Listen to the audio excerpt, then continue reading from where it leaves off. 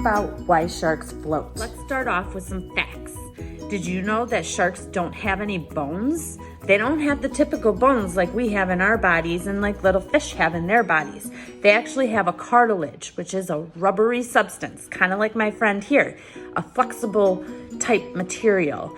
This helps keep them together so they can move about in the water.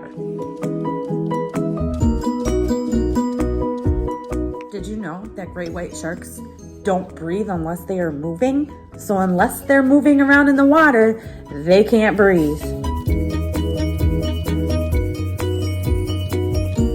The largest shark in the ocean is called the whale shark.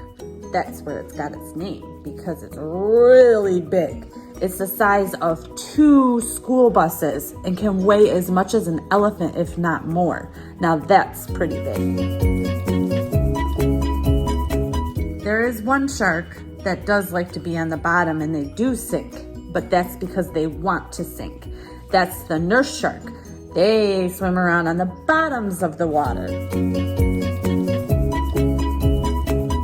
Then there's the tiger shark. The tiger shark can take deep breaths and bring air into his belly. This helps him to stay afloat. It makes them look like they're hardly moving, but they actually are, because if he doesn't, he's gonna sink. So there are 3 main reasons why sharks float. They are their skeletons, which are made of the cartilage, which we talked about, which is like a rubbery substance similar to this. Their fins, this is their most common, called their dorsal, which help them to move about in the water, similar to like how an airplane glides in the air. Sharks' fins help them to swim through the water. The 3rd reason why sharks float is because their liver. A liver is an organ that is in their belly area. And not only do sharks have livers, but so do we. What a liver does is it helps with digestion. So when a shark eats, it takes those vitamins and nutrients from the foods it eats and turns it into energy so it can swim around. Similar to you and I, when we go out to play and we haven't eaten or drinking, we're really tired and we don't want to move. So what else does the liver do besides digestion for the shark? It contains a substance called oil. And what oil does is it helps it to stay afloat. So as we're going to show you in the activity in just a second, oil sits on top of water, making the shark float. Pretty cool, huh?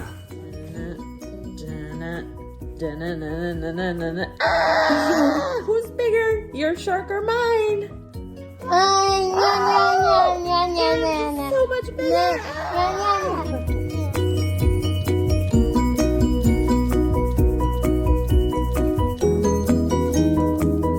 Fun part, we're gonna do our little learning activity. First, we have a big bowl of water. We have 3 balloons, one with cooking oil, one with dish soap, and one with water. The dish soap and the oil are very similar substances, so check it out. First, let's start with the dish oil. Go ahead, Aaron, put our shark in. He floats. How about the oil? He floats. Now, let's check the one with the water. Show him our face. Woo! Okay, put him in. He sinks. See that? You can see what we mean about the floating and not floating.